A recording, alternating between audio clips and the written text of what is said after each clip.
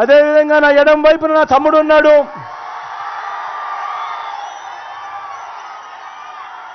అవినాష్ ఉన్నాడు.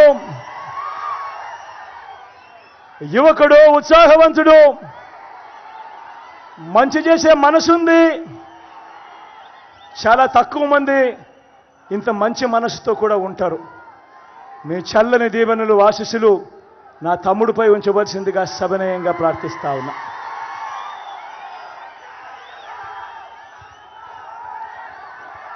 మరొకసారి మంటు టెండను సైతం ఏమాత్రం లెక్క చేయకుండా 2:30 కావస్తా ఉంది.